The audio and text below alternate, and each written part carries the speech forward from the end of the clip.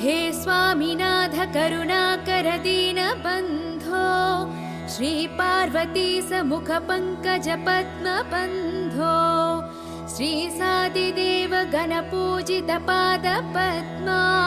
वल्ली सनाद मम देहि करावलम्बम् देवादिदेवनुत देवगणादिनाथा देवेन्द्र वन्द्य मृदु पंकज मंजुपादा देवर्षि नारद मुनीन्द्र सुगीत कीर्ते वल्ली सनाथ मम देहि करावलम्बम् नित्यान्नदान निरताखिल रोगहारिन् तस्मात् प्रदान परिपूरित भक्त कामा श्रुत्यागम प्रणव वाच्य निज स्वरूपा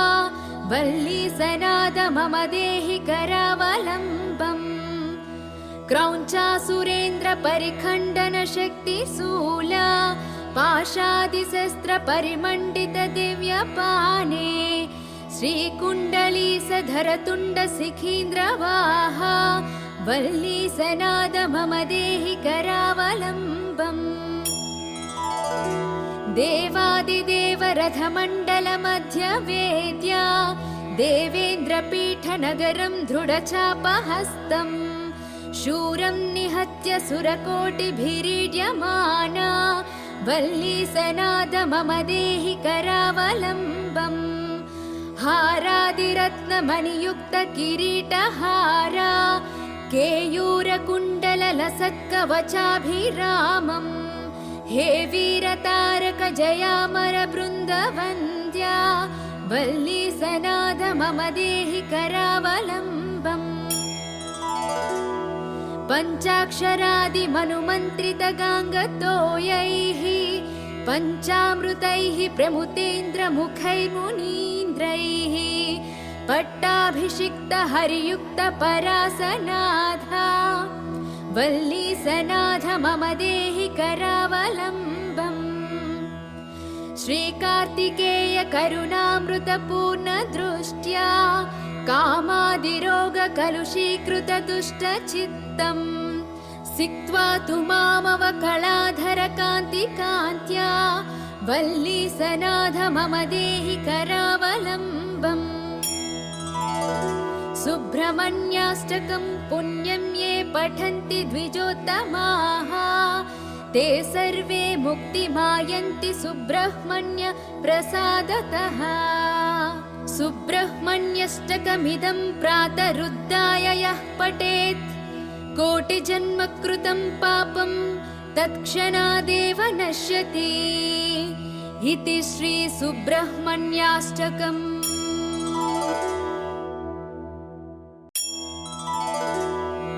हे स्वामिनाथ करुणाकर दीनबन्धो श्री पार्वती समुख पंकज पद्मबन्धो श्री सादिदेव गणपूजित पाद पद्मा वल्ली सनाद मम देहि करावलम्बम् देवादिदेवनुत देवगणादिनाथा देवेन्द्र वन्द्य मृदु पंकज मंजुपादा देवर्षि नारद मुनीन्द्र सुगीत कीर्ते वल्ली सनाथ मम देहि करावलम्बम् नित्यान्नदान निरताखिल रोगहारिन् तस्मात् प्रदान परिपूरित भक्त कामा श्रुत्यागम प्रणव वाच्य निज स्वरूपा वल्ली सनाद मम देहि करावलम्बम् क्रौञ्चासुरेन्द्र परिखण्डन शक्ति शूला पाशादिशस्त्र परिमण्डित दिव्य पाने श्रीकुण्डली सधर तुण्ड सिखीन्द्र वाहा वल्ली सनाद मम देहि करावलम्बम्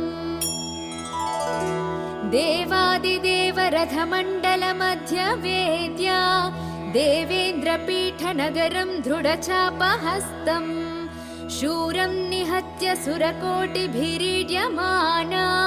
वल्ली सनाद मम देहि करावलम्बम्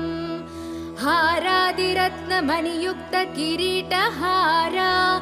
केयूरकुण्डललसत्कवचाभिरामम् हे वीरतारक जयामरबृन्दवन्द्या वल्ली सनाथ मम देहि करावलम्बम्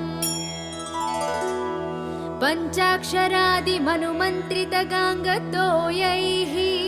पञ्चामृतैः प्रमुतेन्द्रमुखैर्मुनीन्द्रैः पट्टाभिषिक्त हरियुक्त परासनाथा वल्ली सनाथ मम देहि करावलम्बम् श्रीकार्तिकेय करुणामृतपूर्ण दृष्ट्या कामादिरोगकलुषीकृत दुष्टचित्तम् सिक्त्वा तु मामवकलाधर कान्तिकान्त्या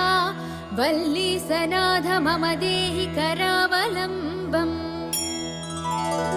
सुब्रह्मण्याष्टकं पुण्यं ये पठन्ति द्विजोत्तमाः ते सर्वे मुक्तिमायन्ति सुब्रह्मण्य प्रसादतः सुब्रह्मण्यष्टकमिदं प्रातरुद्धाय यः पठेत् कोटिजन्मकृतं पापं तत्क्षणादेव नश्यति इति श्री सुब्रह्मण्याष्टकम्।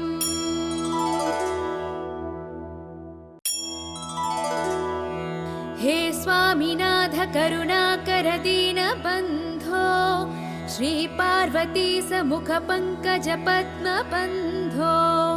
श्री सादिदेव गणपूजित पाद पद्मा वल्ली सनाथ मम देहि करावलम्बम् देवादिदेवनुत देवगणादिनाथा देवेन्द्र वन्द्य मृदु पंकज मंजुपादा देवर्षि नारद मुनीन्द्र सुगीत कीर्ते वल्ली सनाथ मम देहि करावलम्बम् नित्यान्नदान निरताखिल रोगहारिन् तस्मात् प्रदान परिपूरित भक्त कामा श्रुत्यागम प्रणव वाच्य निज स्वरूपा वल्ली सनाथ मम देहि करावलम्बम् क्रौञ्चासुरेन्द्र परिखण्डन शक्ति शूला पाशादिशस्त्र परिमण्डित दिव्य पाने श्रीकुण्डली सधर तुण्ड सिखीन्द्र वाहा वल्ली सनाथ मम देहि करावलम्बम् देवादिदेव रथमण्डल मध्य वेद्या देवेन्द्र पीठ नगरं दृढचापहस्तम् शूरं निहत्य सुरकोटिभिरीड्यमाना वल्ली सनाथ मम देहि करावलम्बम् हारादिरत्नमणियुक्त किरीटहारा केयूरकुण्डललसत्कवचाभिरामम् हे वीरतारक जयामर बृन्दवन्द्या वल्ली सनाथ मम देहि करावलम्बम् पञ्चाक्षरादिमनुमन्त्रितगाङ्गतोयैः पञ्चामृतैः प्रमुतेन्द्रमुखैर्मुनीन्द्रैः पट्टाभिषिक्त हरियुक्त परासनाथा वल्ली सनाथ मम देहि करावलम्बम्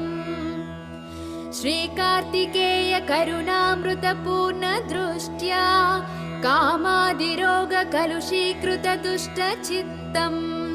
सिक्त्वा तु मामवकलाधर कान्तिकान्त्या वल्ली सनाथ मम देहि करावलम्बम् सुब्रह्मण्याष्टकं पुण्यं ये पठन्ति द्विजोत्तमाः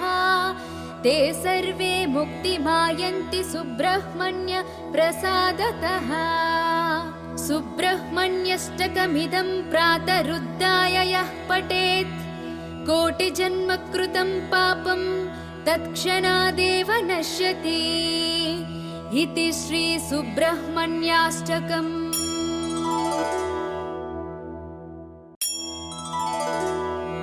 हे स्वामिनाथ करुणाकर दीनबन्धो श्री पार्वती समुख पंकज पद्मबन्धो श्रीसादिदेव गणपूजितपादपद्मा वल्ली सनाद मम देहि करावलम्बम् देवादिदेवनुत देवगणादिनाथा देवेन्द्रवन्द्य मृदुपङ्कजमञ्जुपादा देवर्षि नारद मुनीन्द्र सुगीतकीर्ते वल्ली सनाथ मम देहि करावलम्बम् नित्यान्नदान निरताखिल रोगहारिन् तस्मात् प्रदान परिपूरित भक्त कामा श्रुत्यागम प्रणव वाच्य निज स्वरूपा वल्ली सनाद मम देहि करावलम्बम् क्रौञ्चासुरेन्द्र परिखण्डन शक्ति शूला पाशादिशस्त्र परिमण्डित दिव्यपाने श्रीकुण्डलीसधर तुण्ड शिखीन्द्रवाहा वल्ली सनाद मम देहि करावलम्बम् देवादिदेव रथमण्डल मध्य वेद्या देवेन्द्रपीठ नगरं दृढचापहस्तम् शूरं निहत्य सुरकोटिभिरीड्यमाना वल्ली सनाद मम देहि करावलम्बम् हारादिरत्नमणियुक्त किरीटहारा केयूरकुण्डललसत्कवचाभिरामम् हे वीरतारक जयामर बृन्दवन्द्या वल्ली सनाद मम देहि करावलम्बम् पञ्चाक्षरादिमनुमन्त्रित गाङ्गतोयैः पञ्चामृतैः प्रमुतेन्द्रमुखैर्मुनीन्द्रैः पट्टाभिषिक्त हरियुक्त परासनाथा वल्ली सनाथ मम देहि करावलम्बम् श्रीकार्तिकेय करुणामृतपूर्ण दृष्ट्या कामादिरोग कलुषीकृत दुष्टचित्तम् सिक्त्वा तु मामवकलाधर कान्तिकान्त्या वल्ली सनाथ मम देहि करावलम्बम् सुब्रह्मण्याष्टकं पुण्यं ये पठन्ति द्विजोत्तमाः ते सर्वे मुक्तिमायन्ति सुब्रह्मण्य प्रसादतः सुब्रह्मण्यष्टकमिदं प्रातरुद्धाय यः पठेत्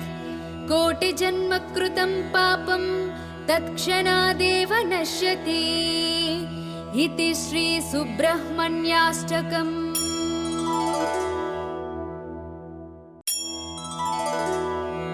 हे स्वामिनाथ करुणाकर दीनबन्धो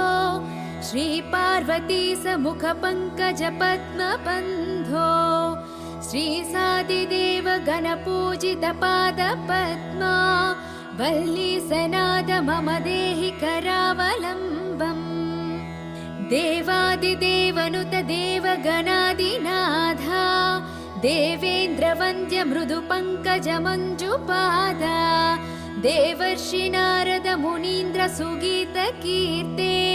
वल्ली सनाथ मम देहि करावलम्बम्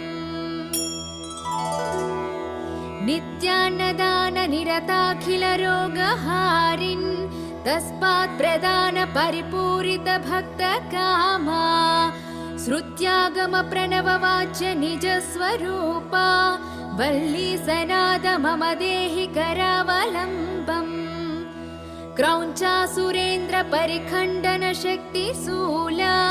पाशादिशस्त्र परिमण्डित दिव्यपाने श्रीकुण्डलीसधर तुण्ड शिखीन्द्रवाहा वल्ली सनाद मम देहि करावलम्बम् देवादिदेव रथमण्डल मध्य वेद्या देवेन्द्रपीठ नगरं दृढचापहस्तम् शूरं निहत्य सुरकोटिभिरीड्यमाना वल्ली सनाद मम देहि करावलम्बम् हारादिरत्नमणियुक्त किरीटहारा केयूरकुण्डललसत्कवचाभिरामम् हे वीरतारक जयामर बृन्दवन्द्या वल्ली सनाथ मम देहि करावलम्बम् पञ्चाक्षरादिमनुमन्त्रितगाङ्गतोयैः पञ्चामृतैः प्रमुतेन्द्रमुखैर्मुनीन्द्रैः पट्टाभिषिक्तहरियुक्तपरासनाथा वल्लीसनाथ मम देहि करावलम्बम् श्रीकार्तिकेय करुणामृतपूर्णदृष्ट्या कामादिरोगकलुषीकृतदुष्टचित्तम् सिक्त्वा तु मामवकलाधरकान्तिकान्त्या वल्लीसनाथ मम देहि करावलम्बम् सुब्रह्मण्याष्टकं पुण्यं ये पठन्ति द्विजोत्तमाः ते सर्वे मुक्तिमायन्ति सुब्रह्मण्य प्रसादतः सुब्रह्मण्यष्टकमिदं प्रातरुद्धाय यः पठेत् कोटिजन्मकृतं पापं तत्क्षणादेव नश्यति इति श्री सुब्रह्मण्याष्टकम्।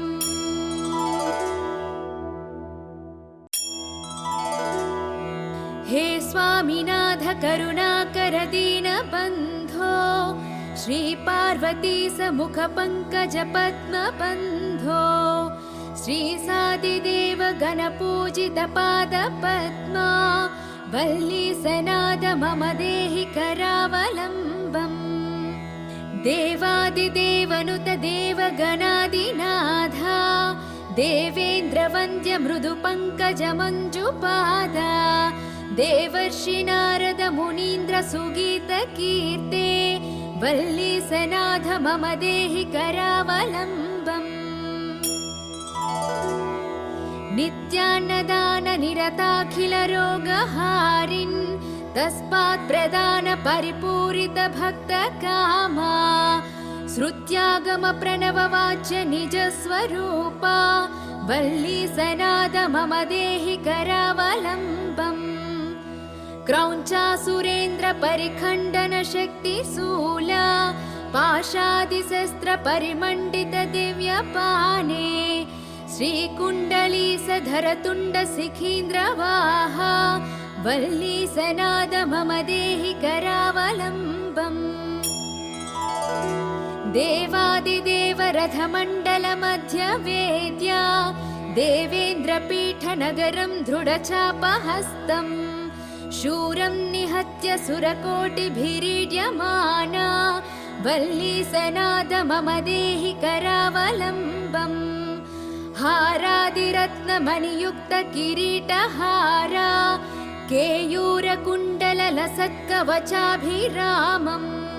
हे वीरतारक जयामर बृन्दवन्द्या वल्लीसनाथ मम देहि करावलम्बम् पञ्चाक्षरादिमनुमन्त्रितगाङ्गतोयैः पञ्चामृतैः प्रमुतेन्द्रमुखैर्मुनीन्द्रैः पट्टाभिषिक्तहरियुक्तपरासनाथा वल्लीसनाथ मम देहि करावलम्बम् श्रीकार्तिकेय करुणामृतपूर्णदृष्ट्या कामादिरोगकलुषीकृतदुष्टचित्तम् सिक्त्वा तु मामवकलाधरकान्तिकान्त्या वल्लीसनाथ मम देहि करावलम्बम् सुब्रह्मण्याष्टकं पुण्यं ये पठन्ति द्विजोत्तमाः ते सर्वे मुक्तिमायन्ति सुब्रह्मण्य प्रसादतः सुब्रह्मण्यष्टकमिदं प्रातरुद्धाय यः पठेत् कोटिजन्मकृतं पापं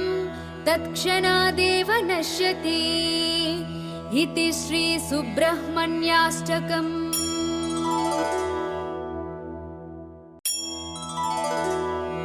हे स्वामिनाथ करुणाकर दीनबन्धो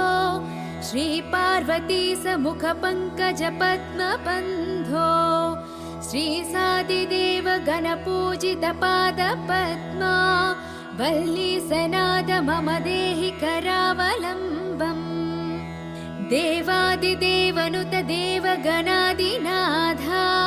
देवेन्द्रवन्द्य मृदुपङ्कजमञ्जुपादा देवर्षि नारद मुनीन्द्र सुगीतकीर्ते वल्लीसनाथ मम देहि करावलम्बम्।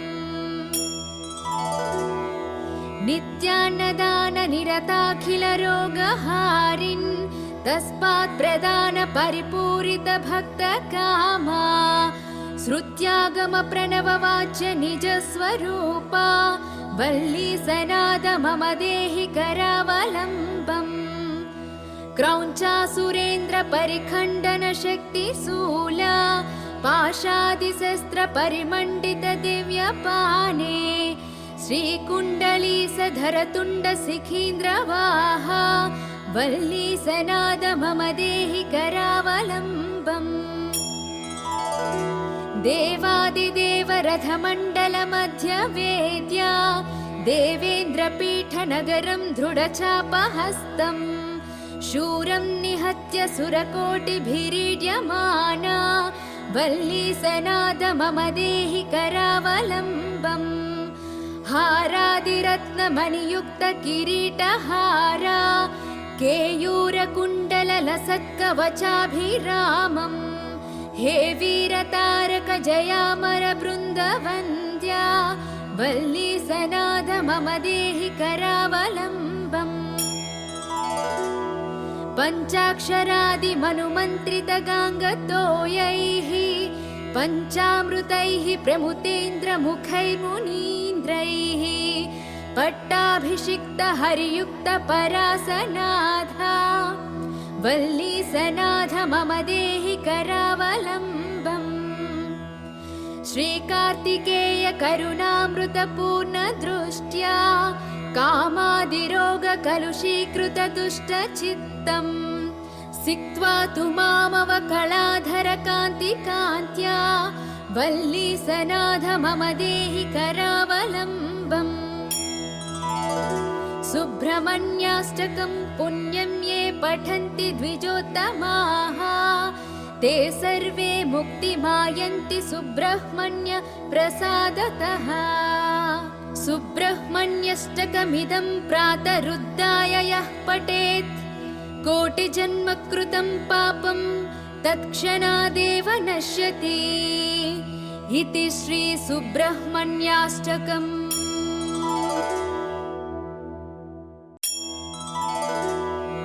हे स्वामिनाथ करुणाकर दीनबन्धो श्री पार्वती समुख पंकज पद्मबन्धो श्री सादिदेव गणपूजित पाद पद्मा वल्लीसनाद मम देहि करावलम्बम्। देवादिदेवनुत देवगणादिनाथा देवेन्द्रवन्द्य मृदुपङ्कजमञ्जुपादा देवर्षि नारद मुनीन्द्र सुगीतकीर्ते वल्लीसनाथ मम देहि करावलम्बम्।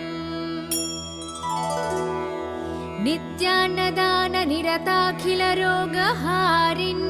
तस्मात् प्रदान परिपूरित भक्त कामा श्रुत्यागम प्रणव वाच्य निज स्वरूपा वल्लीसनाद मम देहि करावलम्बम्। क्रौञ्चासुरेन्द्र परिखण्डन शक्ति शूला पाशादिशस्त्र परिमण्डित दिव्यपाने श्रीकुण्डलीसधर तुण्ड शिखीन्द्रवाहा वल्लीसनाद मम देहि करावलम्बम्।